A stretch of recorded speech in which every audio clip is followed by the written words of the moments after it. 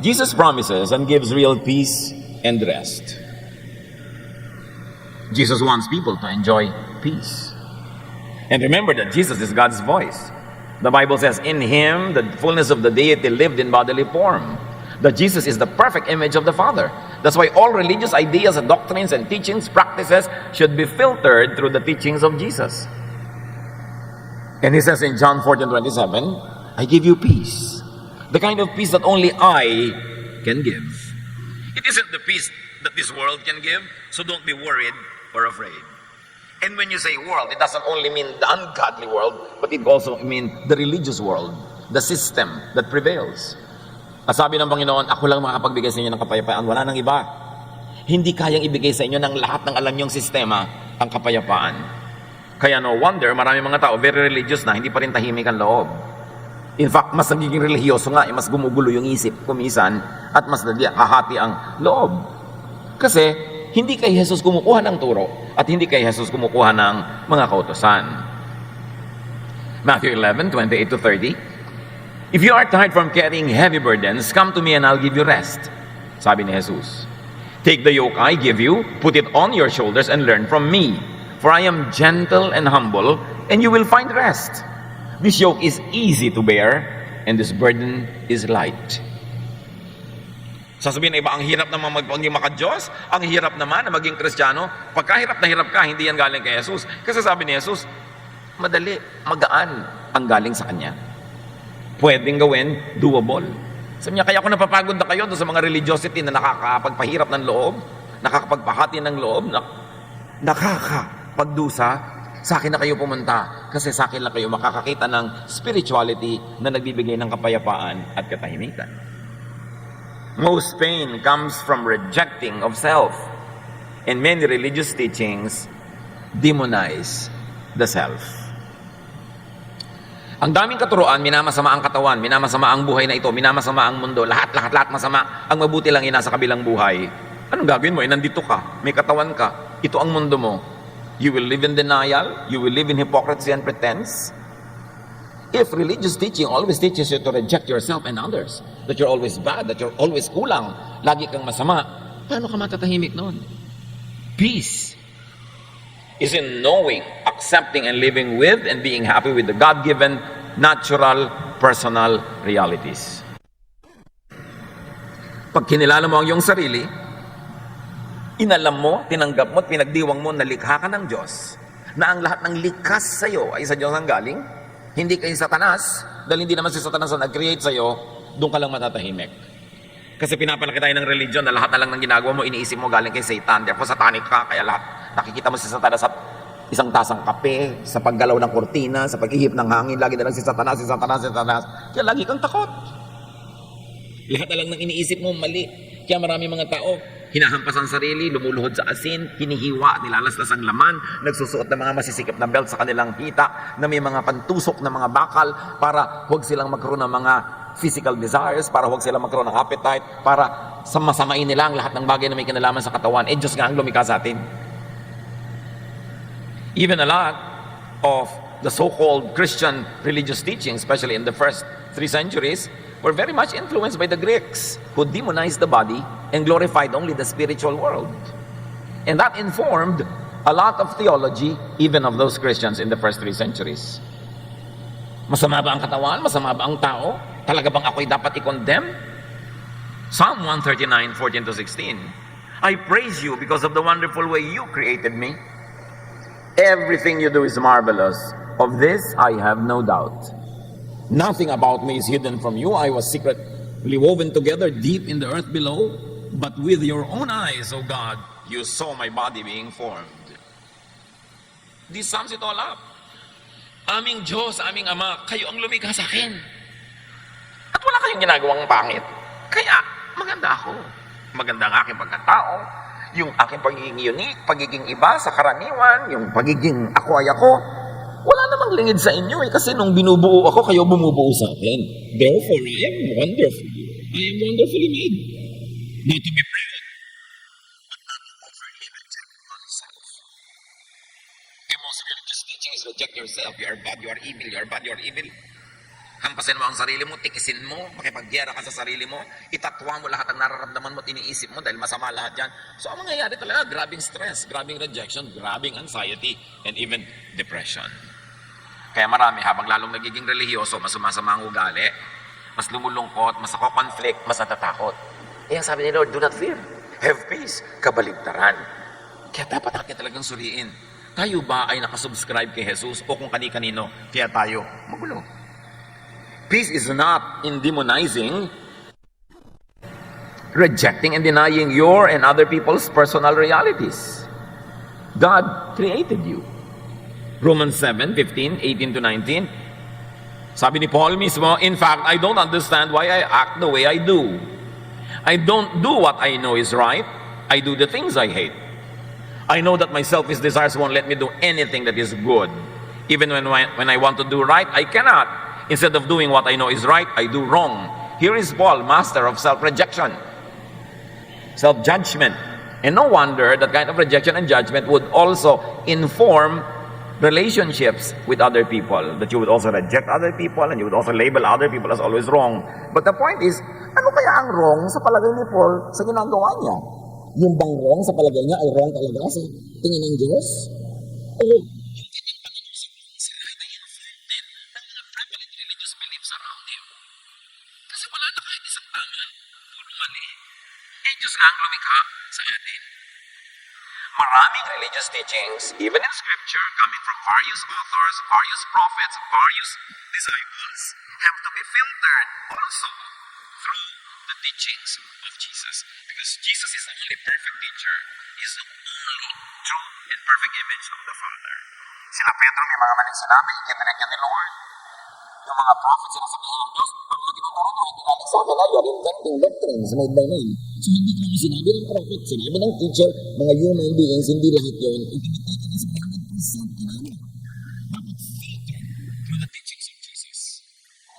At doon natin makukuha yung sobrang self-rejection from the teachers whose concepts or ideas and doctrines were informed by the prevalent cultures and philosophies around them and in their society. Kasi kung tama na lahat yan, ba't pa ipinadala si Jesus? Ba't sinasabi niya sa mga Pharisees, you are sending people to hell instead of bringing them to heaven? Your teachings are making life horrible and you are putting burdens on people. And these were the organized, official, religious leaders of the nation.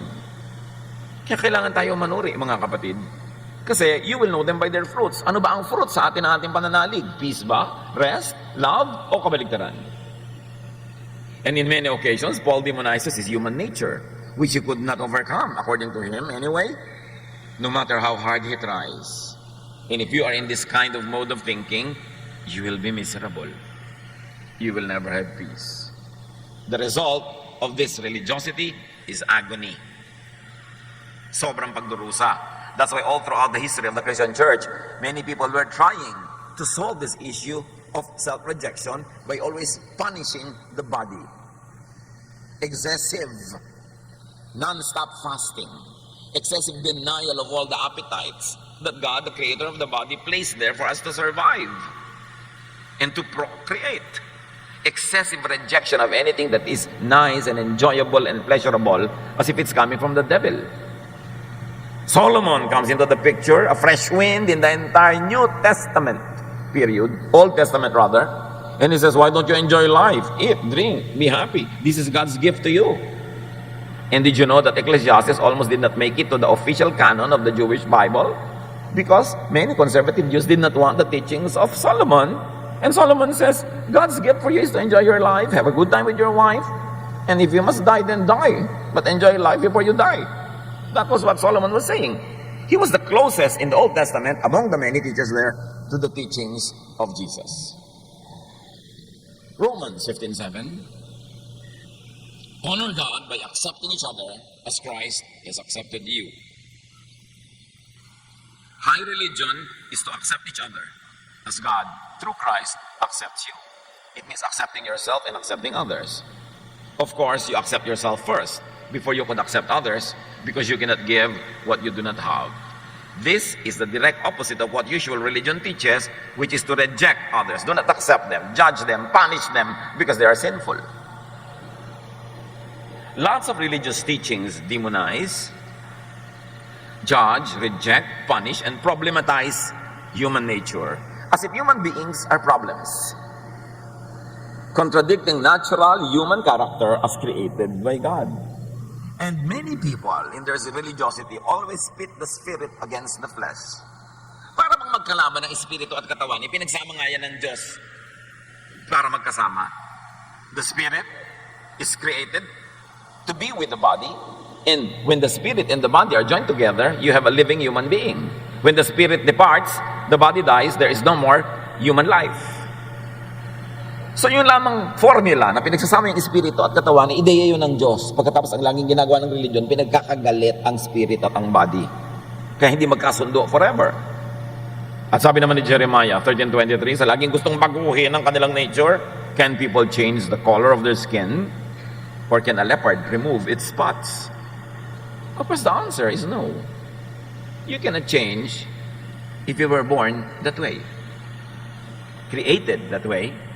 You did not make yourself, God made you. How can you unmake what God made? And many religious teachings are always to change, change, change. Jesus teaches, accept, accept, accept. And if somebody is short of your expectation, forgive, forgive, forgive. Love, love, love. That is the tenet of Jesus. Ecclesiastes 7:13, think of what God has done. If God makes something crooked, can you make it straight? Again, the obvious answer is no. If you think what God has done is crooked, there's no way you can make it straight. God made it, it will be that way. It will remain that way. Live with it. And if you can, enjoy it, celebrate it. And then meet your Maker when you die. You would have lived a full life then. For instance, how can you change nature to make it good according to your taste? Is a lion bad because it eats gazelles? Masama ba ang buwaya dahil kumakain siya ng halimbawa ay kung ano mang mga hayop na pwede niyang kainin? Eh nilikha yung leon na leon. Anong gagawin mo sa leon? Kakainin mo salad? Why will you demonize the lion for being a lion? God created the cosmos, the universe, even the diversity of life, and the balance of all living beings. Kaya pagka walang ahas, dumadami ang mga palaka, nag-overpopulate. Pag nauubos naman ng palaka, walang kumakain ng lamok. Ganun talaga yung nature, di ba? Kainan ng kainan, recycle ng recycle. Will you demonize a tiger for hunting its prey? The tiger was created that way.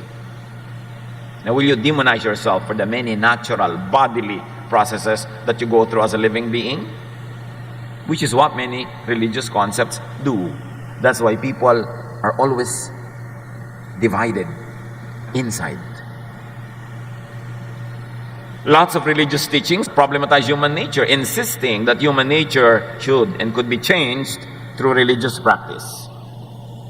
This is always the promise. God will change you. Join our church, God will change you. You will change. Join the retreat, you will change. Join this group, you will change. Well, because of all the singing and all the prayer and all the emotional hype, there is some semblance of change that happens. But what begins to happen after 1 week, 2 weeks, 3 weeks, when you go home from the retreat? Then you say, ay, hindi nag-effect sa akin yung retreat. Ay, bad na naman ako. Ay, masama na naman ako. And you begin to feel bad over and over again. So you will need the retreat. You will need a prayer, an overnight prayer every now and then to get your fix. And yet nobody really gets it to the point that it is always there to give you peace. Baka naman hindi yun ang pinapangako. You are over-expecting and probably you want to change something that God does not even want to change.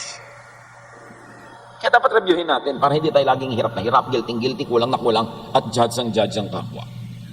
To always insist that you will be changed. Lagi na lang, dumaan ako sa isang Christian bookstore, nakalagay sa label sa labas, books that will change your life. Why do we always want to change people? That's why people are always miserable, because they're always short of expectation, because they are not really changing if they're honest with themselves. At least to the point that they're expected to change. And of course, this fails. This always fails. That's why many people are always living in misery and in needless guilt. Even Paul says it about himself. Sabi ni Paul, gusto kong bumait pero di ko magawa. Pero ang point, baka naman mabait ka na, sobrang bait lang ang ina-expect mo. Ano ba talagang ina-expect mo sa sarili mo? Can a leopard change its spots? Kaya ang sabi ng Panginoon sa mga teachers ng Israel, Matthew 23:24, "You blind leaders, you strain out a small fly, but swallow a camel." Mga bulag kayo, sinasala-sala nyo pa yung mga maliliit na mga niknik at mga insekto, pero buong-buong kamelyo, nalululun nyo naman. Sobrang mga expectation nyo, pinapalaki nyo yung maliit na bagay. At yung tunay na malalaki, hindi nyo pinapansin, tulad ng magpatawad, umibig, magkaroon ng kapayapaan. Hindi nyo pinapansin yan. Yung mga nitty-gritty details of religious law, ang lagi nyo ini-impose, hinahanap ang mga nagkakamali, inuusig. Paano kayo matatahimik pag ganyan? Religiosity imposes guilt and crushing mental agony when it is misguided.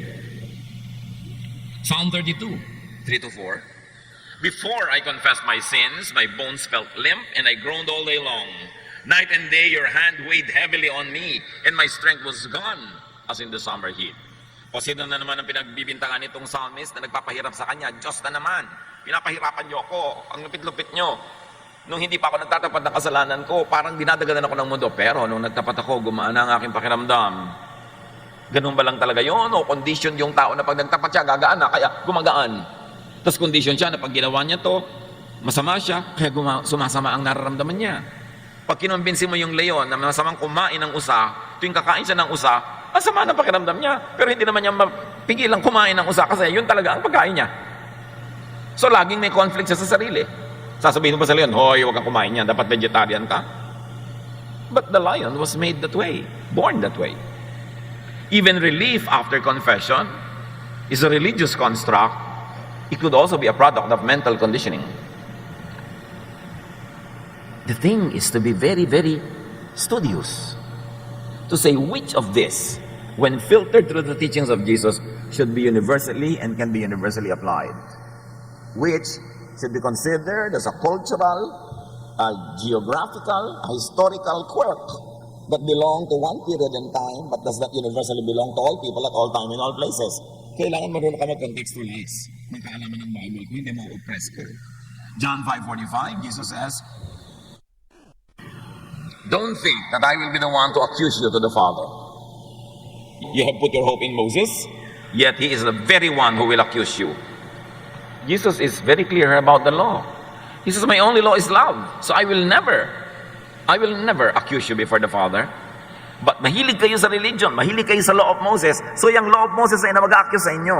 Because you have conditioned your conscience that this is bad, because this is what the law says. Whenever you do it, even you do it because it's the natural thing to do, you will still bad about it, you will be accused by your conscience, you will be accused by your subscription to the law. Romans 7:24, Paul says, "What a miserable person I am. Who will rescue me from this body that is doomed to die?" And he has an answer. Jesus rescues me.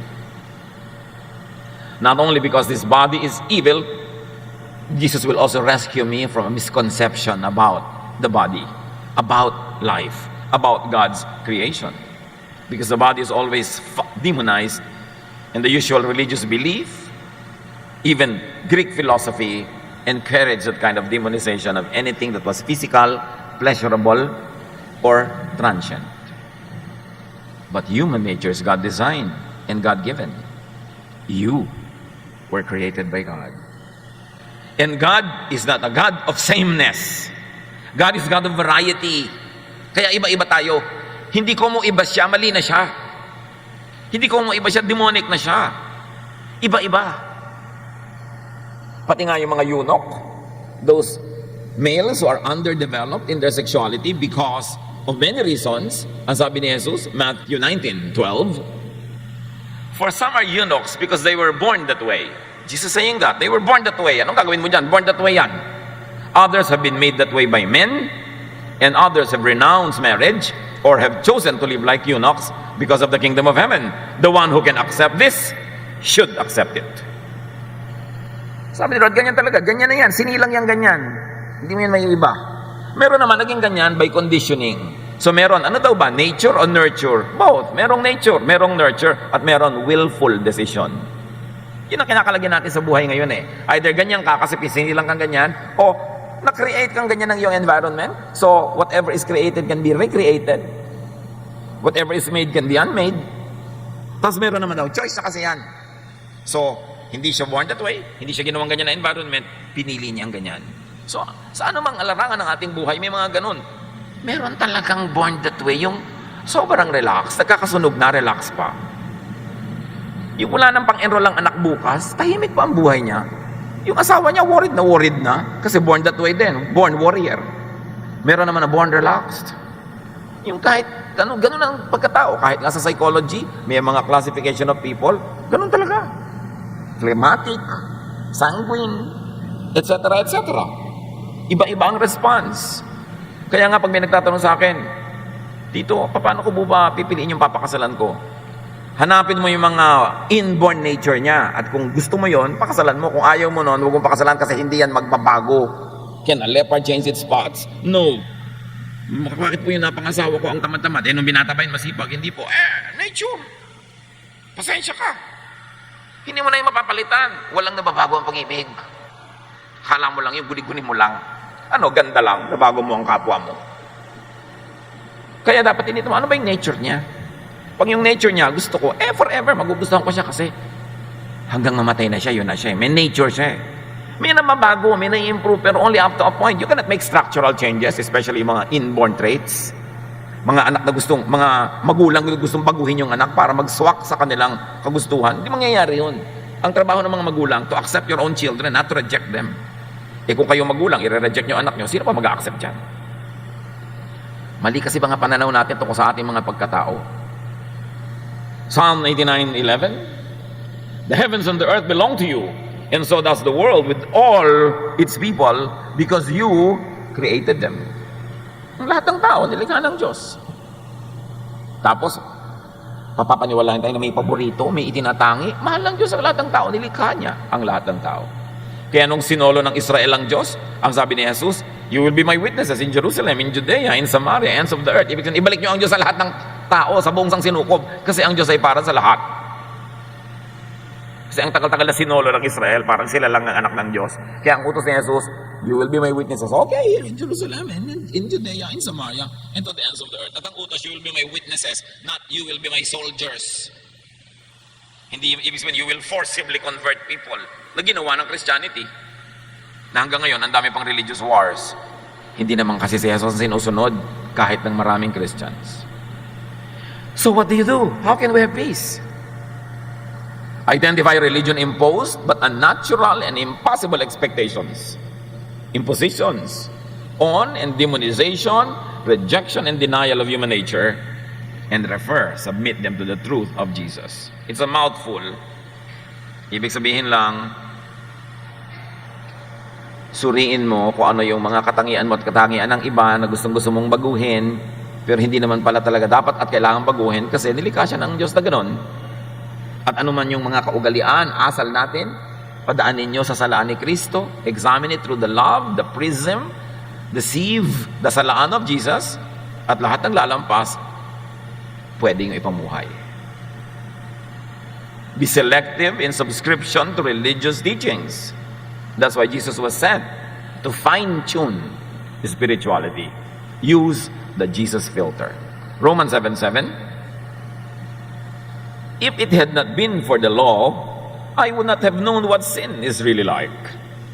For example, I would not have known what it means to want something that belongs to someone else unless the law had told me not to do this. Sabi niya, kung hindi lang naman may law, di wala sana akong kasalanan. Kaya nga ako may kasalanan kasi may law. May law, tapos hindi ko naman kayang sundin. Di ang ending ko, sinner. Malinaw ang pagkakaunawa niya. Hinuli ko ng pulis kasi nagpark ako dyan. Kasi naman may nakalagay na no parking. Tanggalin mo yung no parking, di walang huhuli sa akin. Sabi niya, kaya ako nagiging makasalanan dahil sa mga laws na yan. Kung wala yung law, di hindi ako makasalanan. And the law is the embodiment of the unnatural and impossible expectation of religion. Romans 7:4, you are now part of the body of Christ and are dead to the power of the law.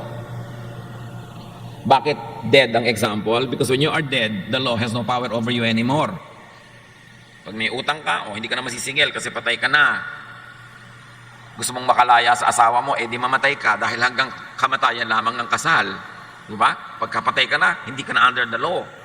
So, pag ang tao namatay, hindi na under the law. Kaya sinabi dito, you are now dead to the power of the law. Wala nang effect sa'yo ang law of Moses. Naintindihan mo ba yun, Christian? Tapos araw-araw yun, ipinupukol mo sa kapwa mo, sa sarili mo, binabato mo sa sarili mo, inuumpog mo yung sarili mo sa law.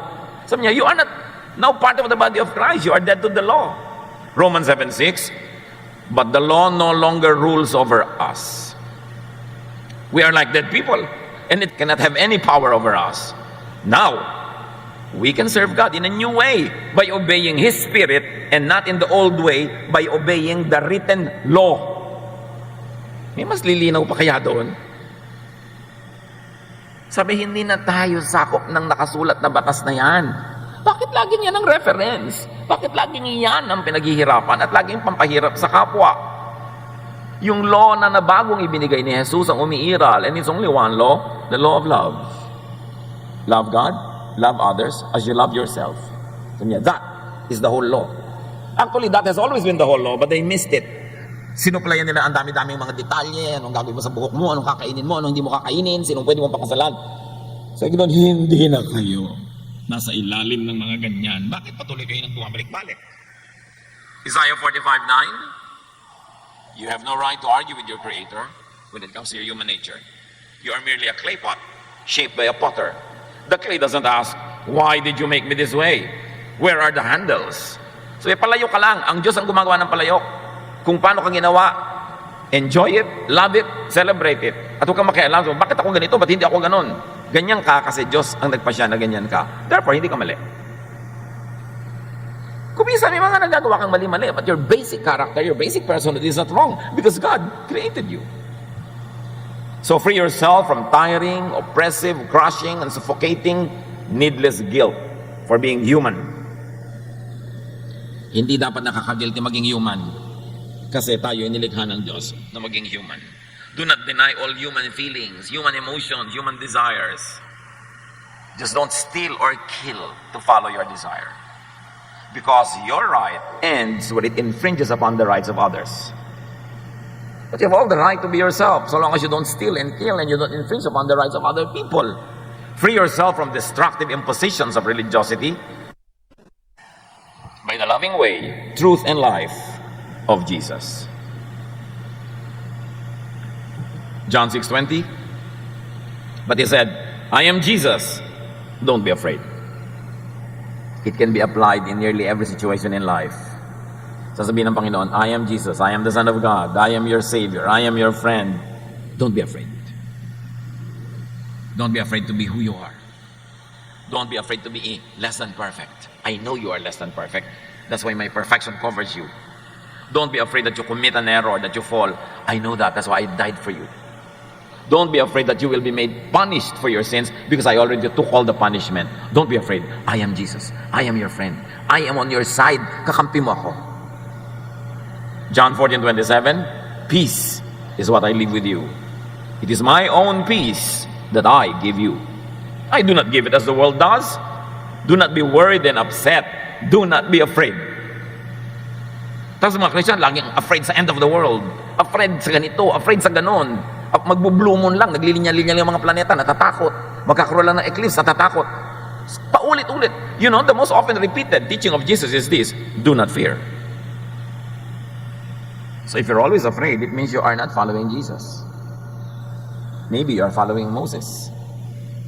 At dapat ka talagang matakot pag si Moses ang idol mo kasi ang daming batas and surely hindi mo susunod araw-araw.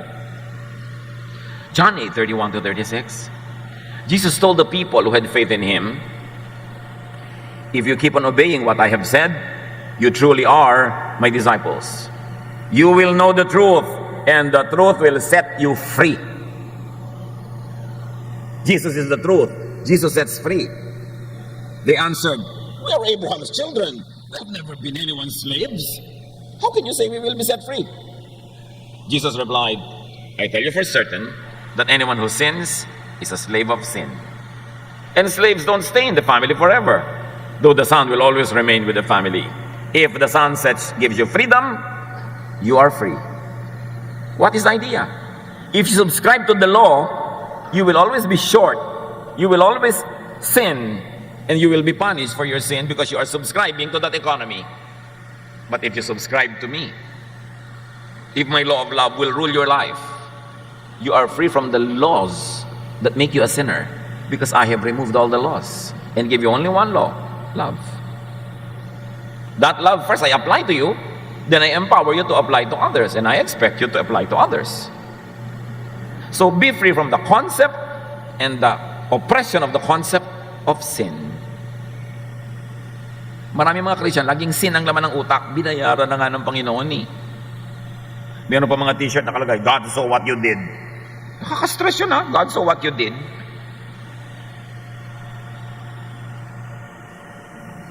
Sabi niya, pagka kayo'y pinalaya ko na, malaya na kayo. Now, this freedom in Christ is not a license to be evil, to do wrong.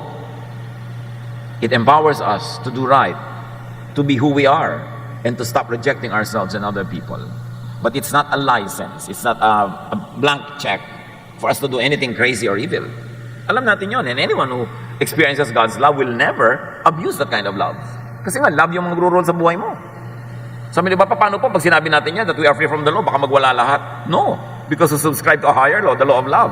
Paano ka magwawala kung under the law of love ka? You will be loving. The law stops you from doing bad. Only. The law of love does not only stop you from doing bad, but prods you to do good. Kaya superior siya. So know and accept, like and celebrate, and be thankful for your human nature. 99% of Christian religious thought goes against this. But this is what Jesus teaches. And you know how he dramatized that? The first miracle of Jesus was not to make the sick get well. It was not to make the lame walk, the blind see. It was to make wine. How dramatic can you be? The people were having a hard life. The only respite, the only rest and break from hard labor is when somebody gets married and throws a party. Free good food, free wine, there's music, there's dancing, rest from the toils of daily life. Suddenly, the wine runs out. Mary, the mother, goes to Jesus and say, they have no more wine. This is tragedy. The party will end. And you know the rest of the story. Jesus created wine from water. So sabihin ng mga iba, that's not so profound to be the first miracle. But that's it. It's not about being profound. Jesus' is about being kind to people, about making them see the beauty of life and enjoy each other's company. There was no religious great symbolism there. But Jesus was underlining a truth. I care about your daily life. You're having fun, extend it. Even if it will have to be the first miracle, I'll do it. That's how Jesus loves people. Hahanapan pa siya mga religious leaders ng mga reason. What is the theological reason behind this miracle? It's not profound enough. It's not godly enough. It's not spiritual enough. But that's precisely why Jesus came.